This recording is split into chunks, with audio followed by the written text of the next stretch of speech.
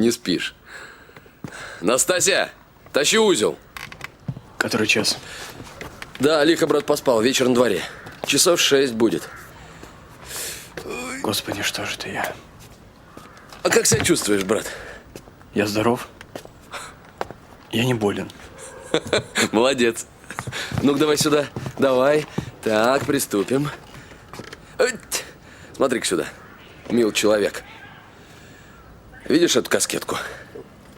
Ай, позволь-ка, брат, примерить.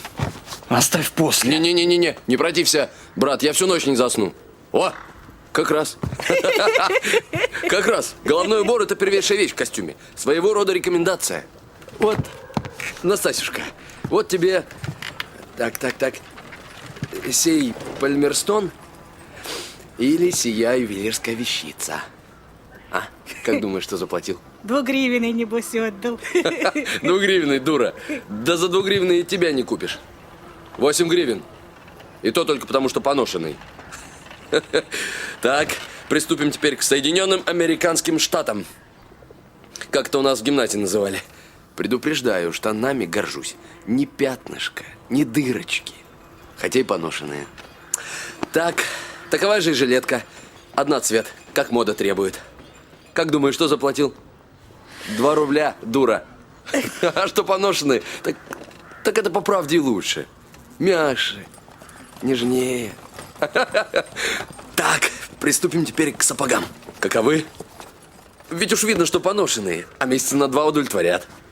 Потому что заграничная работа, секретарь английского посольства прошлую неделю на толкучем спустил. Деньги очень понадобились. Не, ну как, удачно? Да может, не впору. Не впору? А это что? Я с запасом ходил. Настоящий размер. А насчет белья с хозяйкой столковались. Так, рубашки холстинные, но с модным верхом. Так, значит, 8 гривен картуз, 2 рубля 25 копеек прочее одеяние, 3 рубля 5 копеек. Итого, рубль 50 сапоги, ну потому что уж очень хорошие. Да, все белье оптом за 5 рублей. 9 рублей 55 копеек, 45 копеек. Сдача медными пятаками. Вот, извольте принять.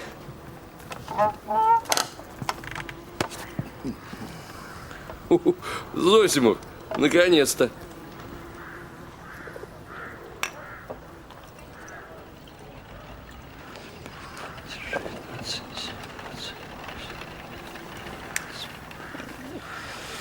Пульс славный, но голова все еще немного болит, а? Я здоров. Совершенно здоров. Очень хорошо.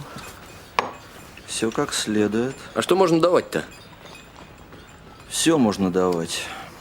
Суп, чай. Грибов, огурцов, разумеется, не давать. Ну и говядины тоже не надо. Ну и... Чего болтать-то? Микстуру прочь, все прочь.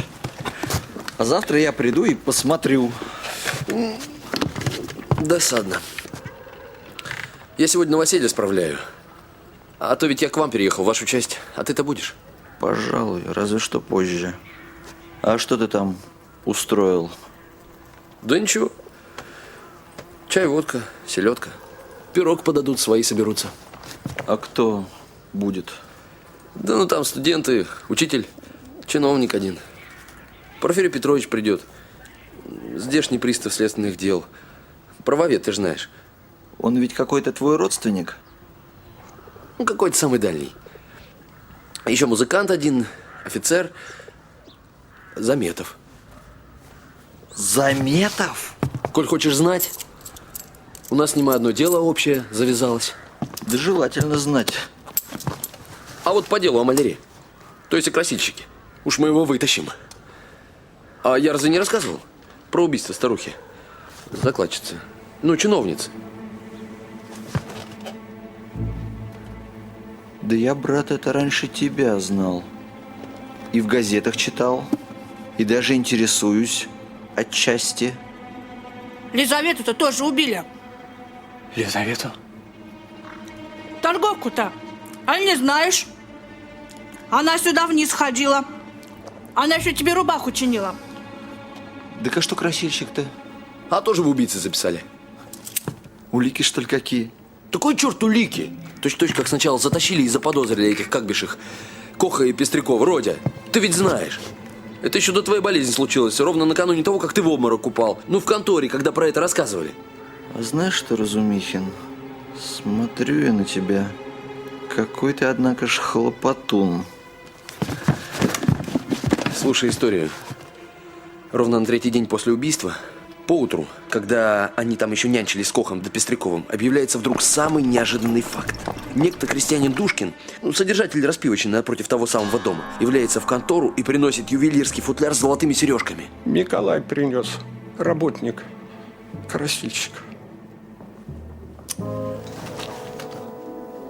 Текс, а где взял? Говорил? Как же, я спросился. Объявил, что на панели поднял.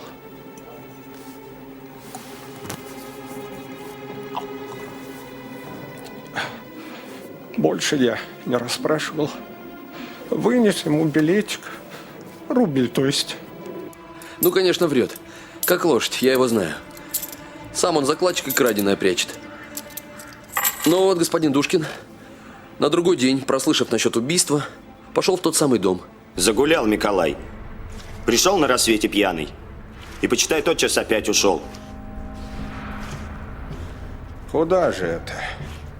Да самому бы знать желательно. Очень интересно мне одному работу доканчивать. А сегодня поутру входит ко мне Николай. Так, с третьего дня Митрея и не видал?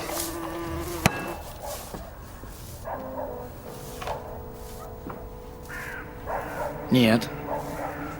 Не видал. Оно нигде ночевал?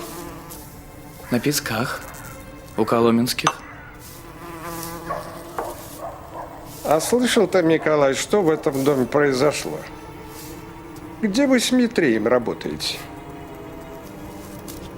В тот самый вечер, как ты сережки принес.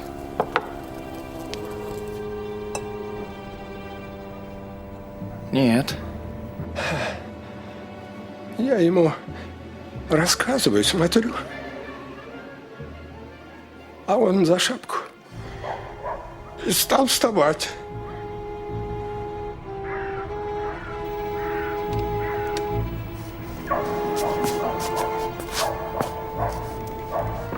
Погоди, Николай, аль не выпьешь? Тут я из сумления моего решился.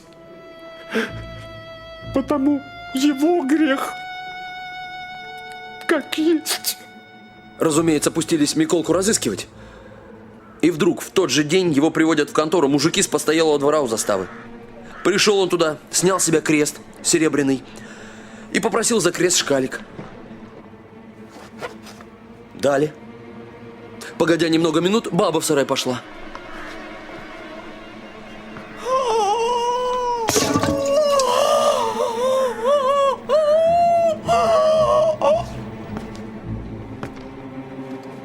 А серьги где взял? На панели нашел. А бежал почему из распивочной? Испужались мы тогда. Очень. Чего? А что засудит? Как же ты мог испугаться, если чувствуешь себя ни в чем не виновным? Ну, положим, ты правду говоришь. Ну, а повеситься-то зачем хотел? От думы.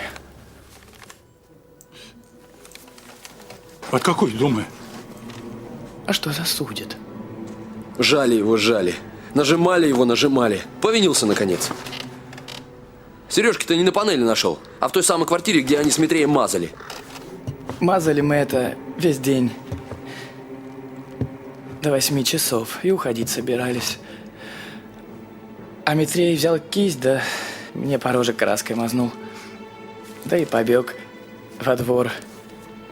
А я его за волосы схватил и стал тузить. А он из-под меня тоже меня за волосы схватил и тузить стал. Бросив тела, квартиру отпертую, зная, что туда люди прошли. Как малые ребята валяются на дороге, внимание к себе привлекают.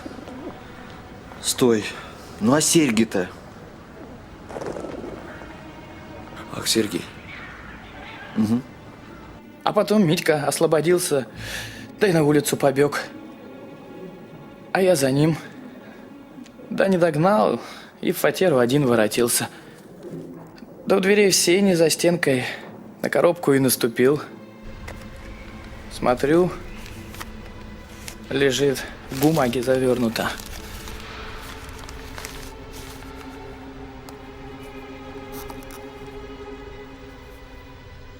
За дверьми. За дверями лежала. За дверями. Ты чего, Родя, что с тобой? Ничего.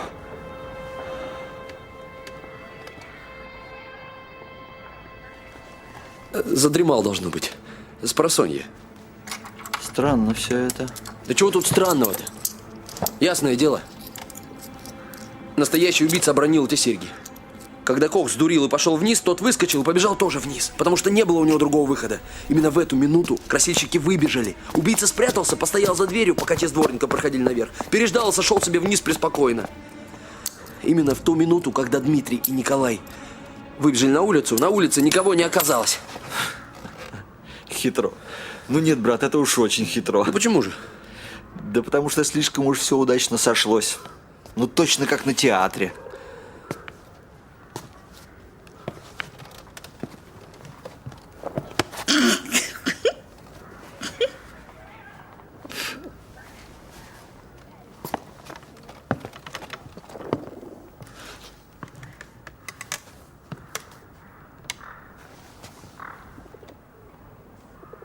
Родион Романович Раскольников? Господин студент или бывший студент? Вот, Раскольников.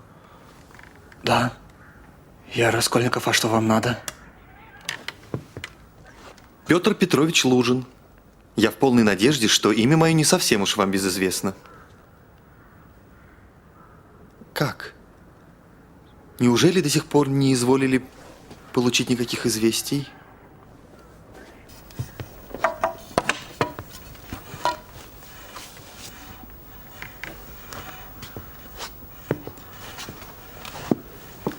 Ваша мамаша...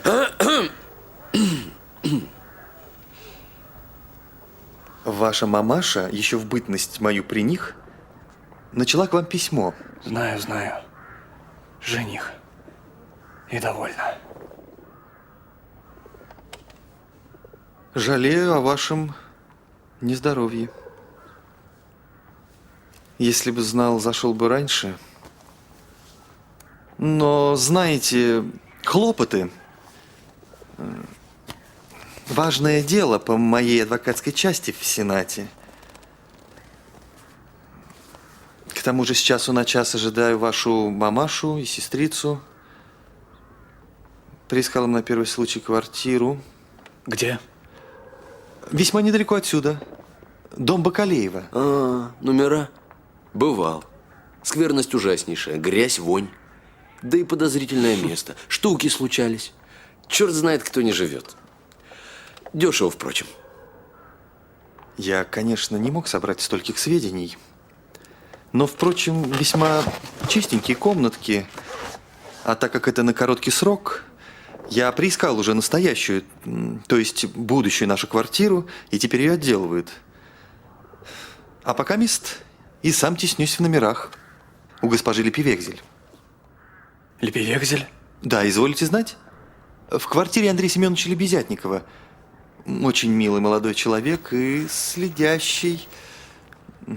Я, видите ли, уже 10 лет не посещал Петербурга и, признаться, порадовался. Чему именно?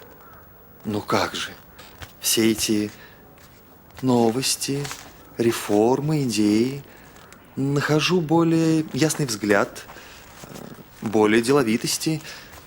Искоренено много вредных предубеждений. Одним словом, мы безвозвратно отрезали себя от прошедшего.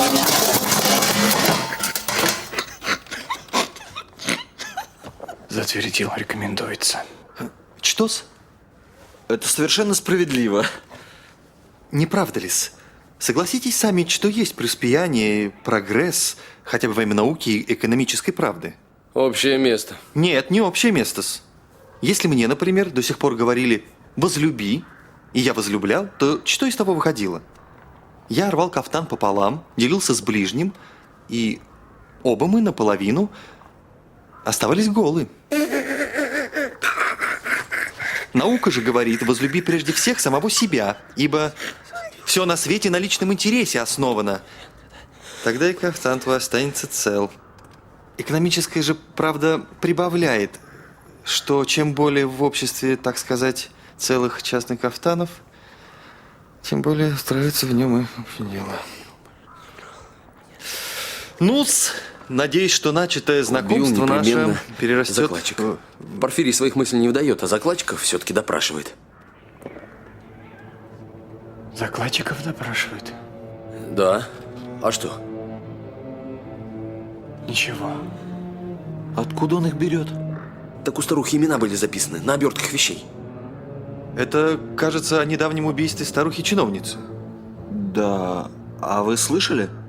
Как же-с, в соседстве.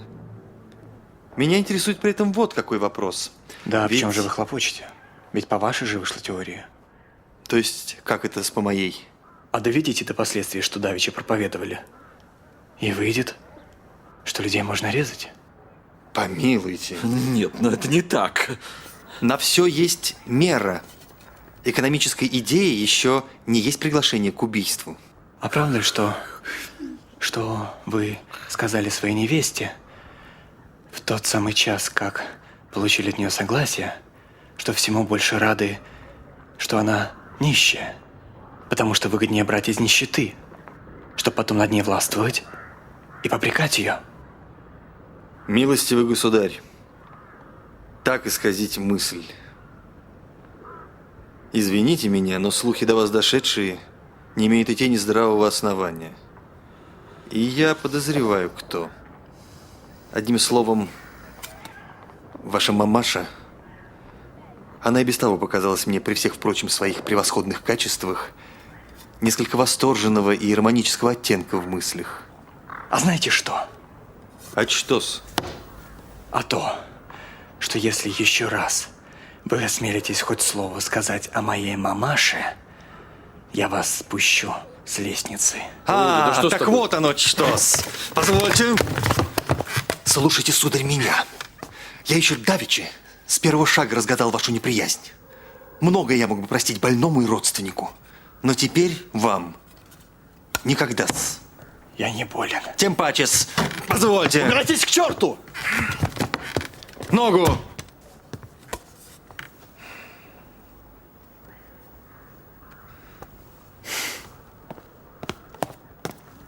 Ну, можно ли так, а? Оставьте меня. Оставьте меня одного, учитель. Я вас не боюсь. Я вас теперь никого не боюсь. Я хочу быть один. Один! Один! Хуже могло быть, если бы мы его не послушались. А что с ним? Да знаешь, есть у него что-то на уме. Что-то неподвижное, тяготящее. Так вот этот. Петр Петрович, может быть. Да, принес его черт теперь. А ты не заметил, что он как будто бы ко всему равнодушен, кроме одного пункта? Убийство этого. Да, заметил. Интересуется, пугается. Но это его тогда там, в конторе напугали. Вечером мне об этом расскажешь поподробнее. Интересует он меня очень. Спасибо тебе. Ну, я к Пашеньке. Ага. Понаблюдаю за ним через Настасью. Я через полчасика наведаюсь. Ага. Чаю-то выпьешь? Оставь. После я спать хочу.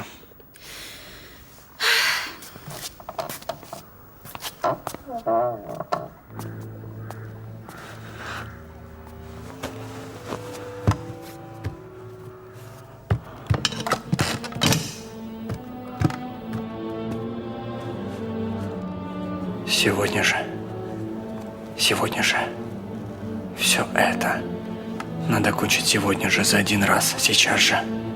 Иначе 25 рублей. Ага, и пятаки. Что иначе?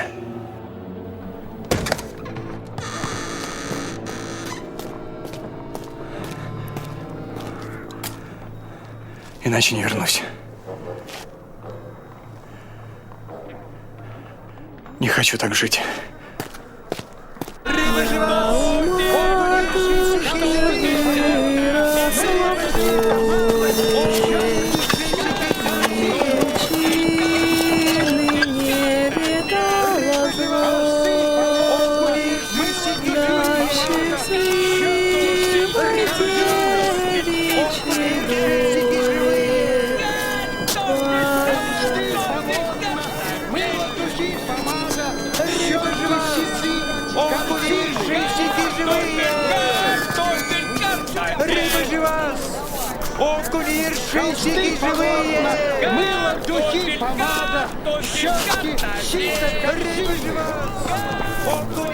Любите ли вы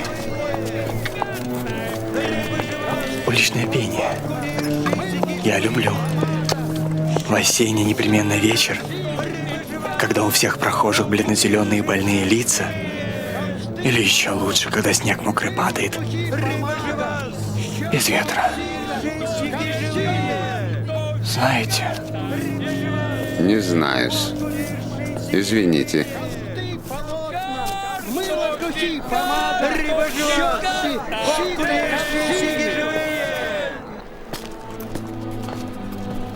Где это я читал о приговоренном к смерти?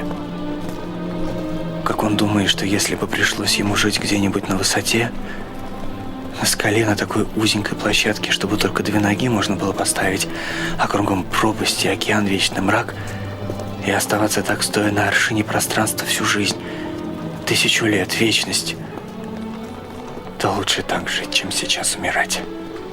Только бы жить, жить и жить.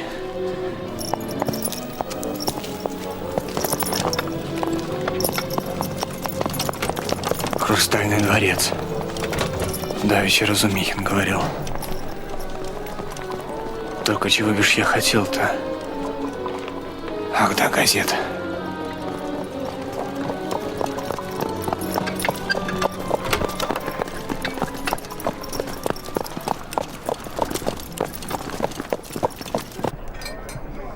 А если нет приданного?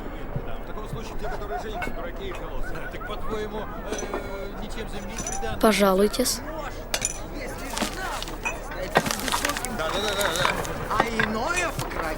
Так, Излер, Ацтеки, Излер. Фу, черт. Пожар на Песках, пожар на Петербургской. Вот. Вот, например, я и разум. Нет, подожди. Как бы не жить, только жить. Господи, какая правда. Подлец человек и подлец тот, кто его за это подлецом называет. Вот странно. А мне давеча Разумихин говорил, что будто вы без памяти. Разумихин от вас без ума. А хорошо вам жить-то, господин Заметов. Кто это вас сейчас шампанское-то наливал? Уж и наливал. Так, выпили. Всем пользуетесь. Чудеснейший человек. Какой вы странный. Верно, больны еще. Напрасно вышли.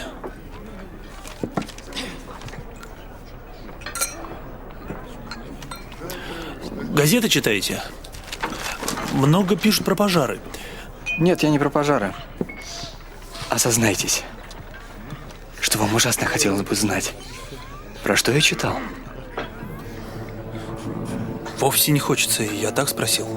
Ишь, сколько номеров велел натащить. Подозрительно? Фу, какой странный. Сдается мне, вы все еще бредите. Брежу. Врешь, воробушек. Ушки на макушке, а? Так что же? Сказать?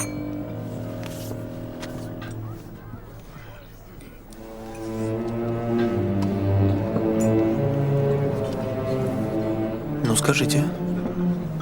Но объявляю. Нет. Лучше сознаюсь. Нет. И это не то. Показания даю вот что. Даю показания, что читал, разыскивал. И до того пришел сюда. Об убийстве старухи-чиновницы.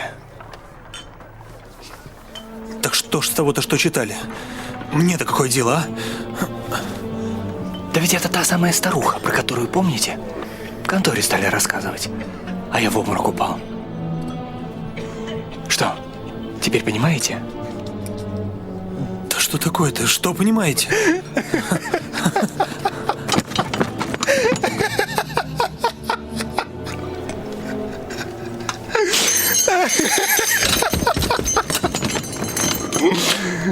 Вы сумасшедший. А что, если это я и старуху Елизавету убил?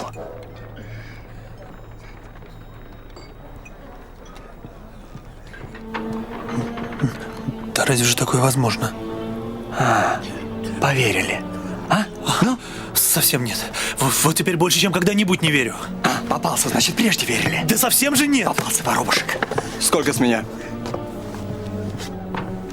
30 копеек. Вот тебе еще 20 на водку. Ишь, сколько денег. А платье? Тоже новое. Ведь ни копейки не было. Ну, довольно. Приятнейшего.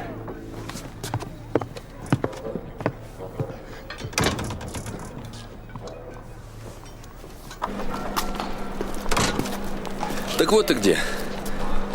А я его там по диванам даже искал. На чердак ходил, Настасью чуть не прибил. Родька, что это значит? А то значит, что хочу быть один. Пусти. Один? Да ты ходить еще не можешь. Рожа как полотно. Да я тебе сейчас в охапку и домой, под замок. Слушай, Разумихин. Ты что, не видишь, что не хочу твоих благодеяний? Ну для чего ты меня отыскал в начале болезни? Я, может быть, даже очень хотел умереть. Неужели ты сегодня не понял, что ты меня мучаешь? Что ты мне надоел? Оставьте меня одного все. Оставьте, оставьте, оставьте. Так убирайся же к черту, стой! Слушай меня. Все вы болтунишки и фанфаронишки. Заведется у вас страданец, так вы с ним как курица с яйцом и носитесь. Да, стой! Слушай до конца. Родька, у меня сегодня новоселье. Слышь? Так вот, если бы ты не был дурак, ты бы лучше ко мне зашел, чем даром-то сапоги топтать. Зайдешь, что ли? Да врешь! Ты не можешь отвечать за себя! Я 1000 раз так же с людьми прощался и все равно обратно приходил. Так помню же, Починкова 47, в квартире чиновника Бабушкина. Не приду, Разумихин. Об заклад, что придешь, иначе знать тебя не хочу. Стой! Значит, Заметов там? Там. Говорил с ним? Говорил. Об чем? Ну так черт с собой. Починкова 47, Бабушкина. Помни!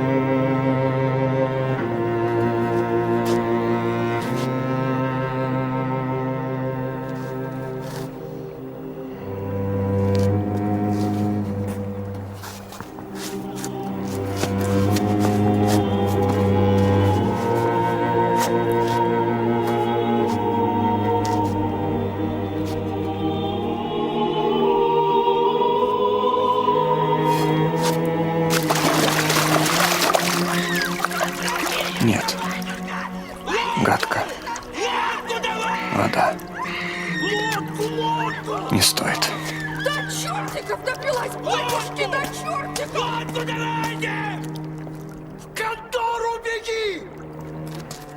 В контору? Значит, контора отперта. Что ж, это исход.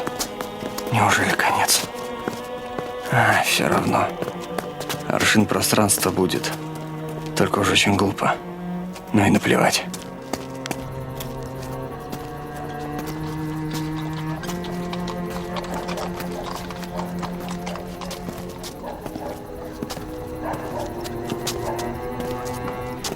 Это же Том-Том. Ну посмотри.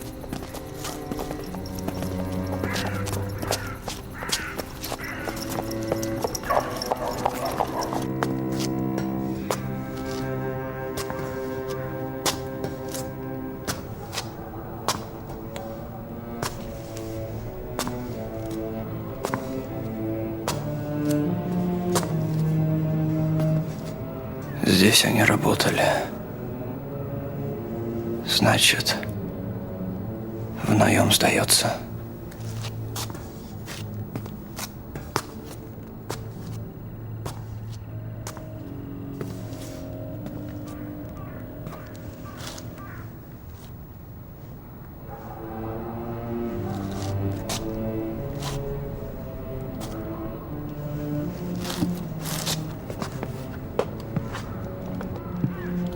Ну вот, значит. Приходит она, ко мне поутру, раным-ранешенько, вся разодетая. И чего ты, говорю, передо мной лимонничаешь? Чего, говорю, передо мной апельсинничаешь? Я хочу, говорит Тит Фомич, отныне впредь полной вашей воле состоять. Вот оно как. А уж как разодета. Журнал. Просто журнал. А что это, дядюшка, журнал? А журнал это есть, братец ты мой, такие картинки крашеные. И идут они сюда, к здешним портным, по почте, из-за границы. С тем, то есть, как кому одеваться.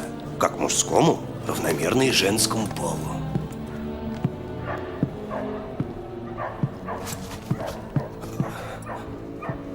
Вам чего?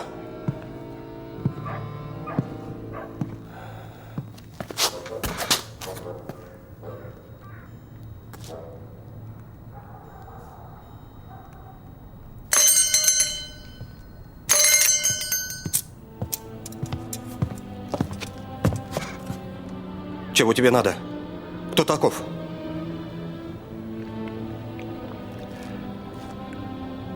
Квартиру хочу нанять. Осматриваю.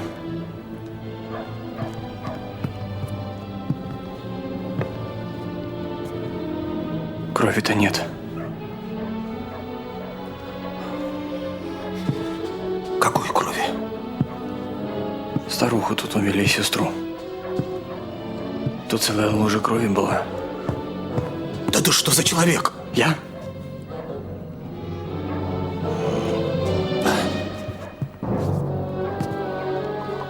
Пойдем в контору, скажу. Нам уходить пора. Лёшка.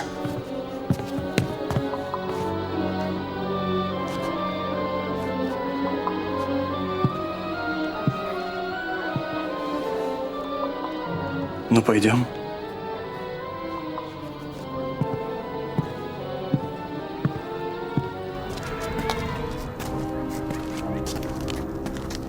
Эй, дворник.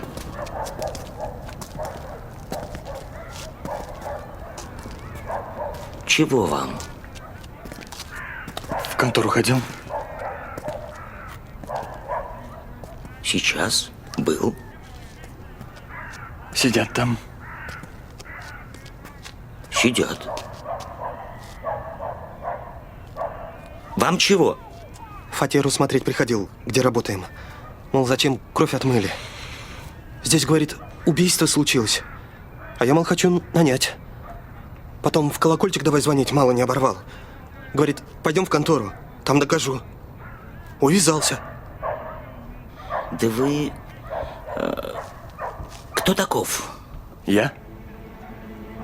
Родион Романович Раскольников, бывший студент. Да вы... зачем на фатеру ходили? Смотреть. Пьян, не пьян, а бог его знает. А вот взять да свести в контору. Пойдем. Ты чего пристал, а? Ты что, струсил в контору сходить? Выжигай! Выжигай! Да чего с ним говорить-то, а? Пошел! Ой!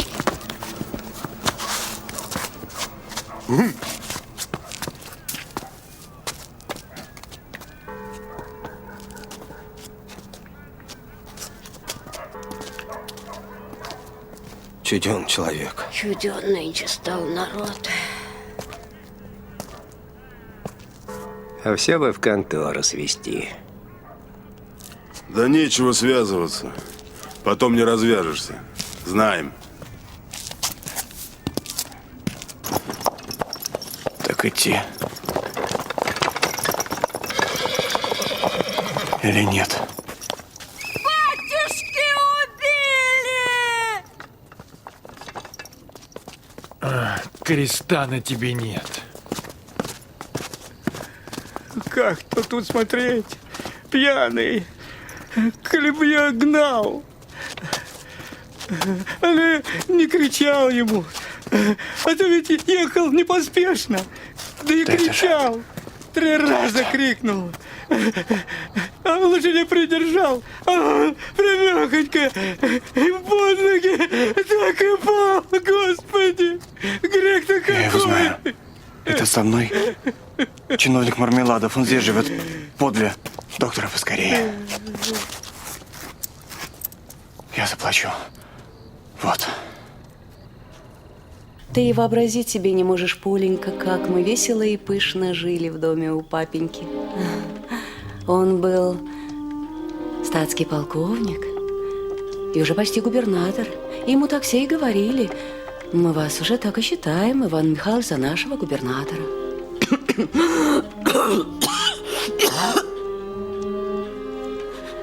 Треклятая жизнь.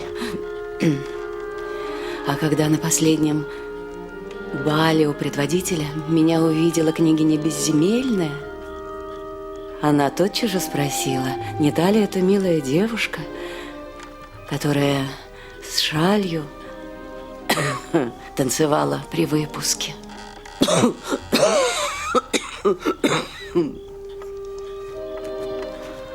Прореху-то зашить надо. Вот и заштопала бы, как я тебя учила. А то завтра пуще разойдется. Вода готова? Да, мамочка. А потом уже к нам из Петербурга приехал князь Щегольской. Протанцевал со мной мазурку и на другой же день хотел приехать с предложением. Но я ему сказала, что мое сердце принадлежит другому. Это был твой отец, Поленька. Сюда, сюда, сюда! Оборачивай! Да оборачивай! Так, так вот. Что это, Господи? Что это?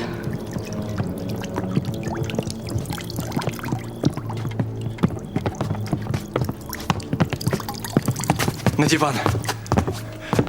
На диван кладите. Добился.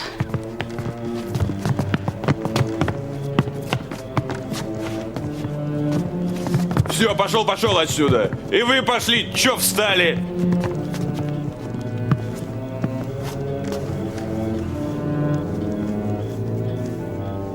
Я послал за доктором.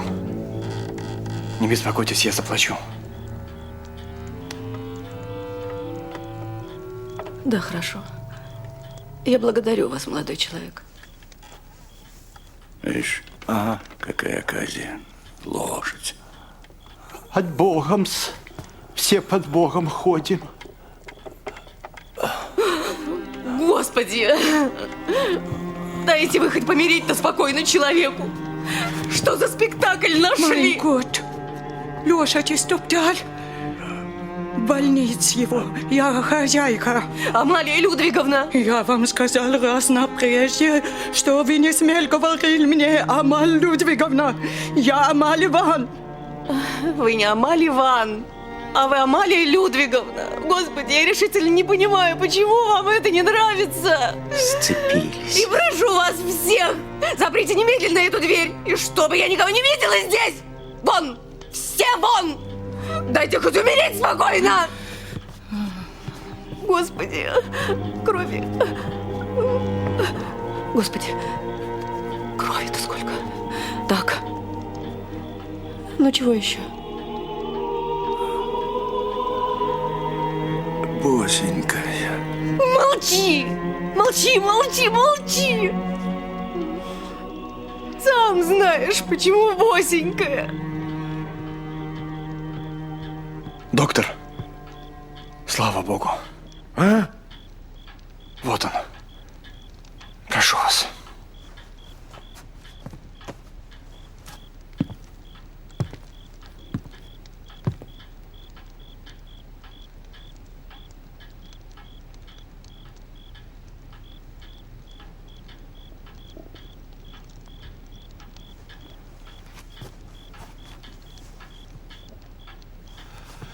Шагов 30 в колесе протащила. А? В больнице. Оставьте, Амалия Ивановна, сам отойдет. Сюда, батюшка.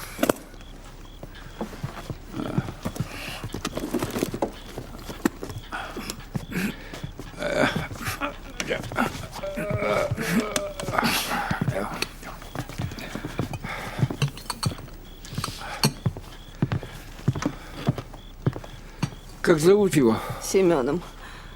Симеоном. Ага. Поля, Лида, идите сюда. В чем совесть упрекает? Ага. Господи Бог наш Иисус Христос, благодатью Отче и наш, щедротами да простит тебя, и же святых еси на Симеоне, небесех, все прегрешения твои, и да аз будет воля недостойный твоя, ерей Господи, власти его мне данный прощай. Неужели никакой надежды? А? Аминь. Ибо Твое есть царство и сила и слава. Вот так. Ни малейшей. Удивительно, как еще очнулся. И остави нам долги наши, якоже и мы оставляем должником нашим. И не веди нас в искушение, но избави нас от лукавого. Ибо Твое есть царство и сила и слава. Умница. Вот еще это. Вот так. Вот очень небесный. Господи помилуй, Господи Мамочка, помилуй, я все Господи сделала, как ты помилуй. просила. Я помахала Соню платком, она сейчас придет. Хорошо, иди сюда. Причащается раб Божий Симеон в оставление грехов и жизни вечную. Аминь. Аллилуйя, аллилуйя, аллилуйя. Может кровь отворить. Аллилуйя, аллилуйя, аллилуйя, аллилуйя, аллилуйя. Можно. Но бесполезно.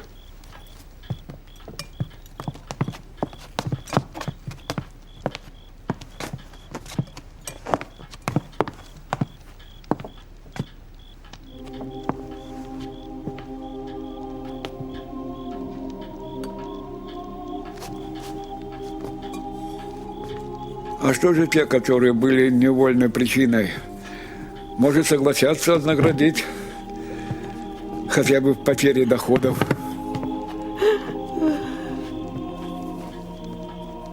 Какие доходы? От него не доходы, а только мука была. Это грех. Надо бы простить смертный час. Эх, батюшка, слова одни, простить. А этих-то я куда дену? Бог милостив. Милостив. Милостив, да не до нас.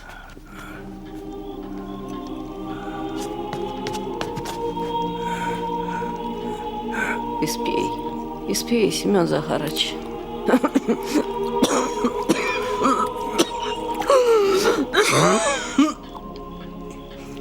Чего ж тут о прощении-то говорить? Простила. Кто это? Лежи, лежи. Что это с ним?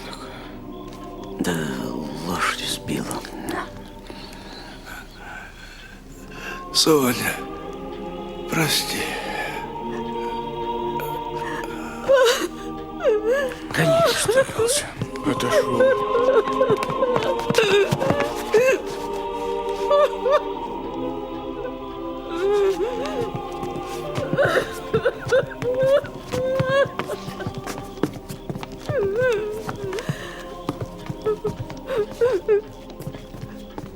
Добился своего. Ну и что теперь делать? Чем я его хоронить буду? Катерина Ивановна, мне ваш муж на прошлой неделе рассказал все обстоятельства. И будьте уверены, что о вас он говорил с восторженным уважением. Позвольте же мне способствовать отданию последнего долга покойному другу. Здесь, кажется, 20 рублей. Возьмите. Прощайте.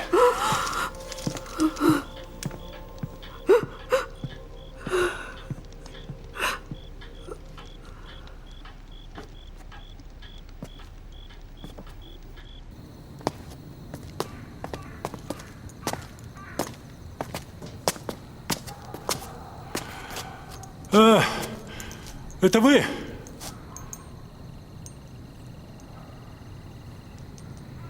Он умер. Ободрите бедную женщину, если можете. Ведь вы добрый человек, я знаю. Как вы, однако, в крови замочились.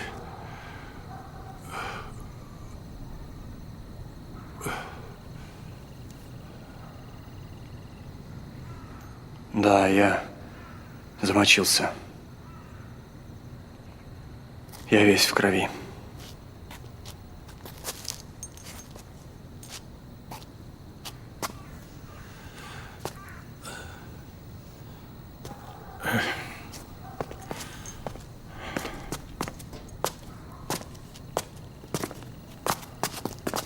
Послушайте, послушайте, послушайте, как вас зовут? А еще, где вы живете? Кто вас прислал? А меня прислала сестрица Соня. Я почему-то так и думал, что вас прислала сестрица Соня. Меня и мамаша тоже прислала, тоже сказала, поскорее беги. Любите вы сестрицу Соню? Я ее больше всех люблю.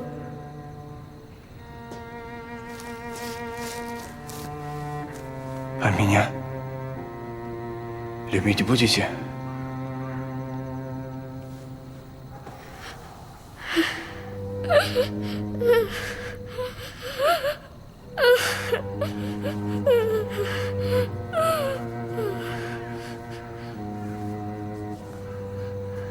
Полечка, меня зовут Родион. Помолитесь когда-нибудь и обо мне. Раба Божьего Родиона. Больше ничего.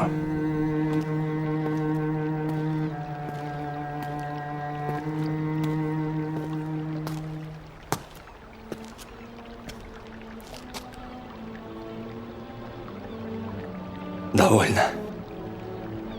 Прочь напускные страхи, прочь привидения. Есть жизнь. Не умерла она со старухой. Царство ей небесное. И довольно, матушка, пора на покой. Сила нужна. И посмотрим теперь. Помиримся теперь.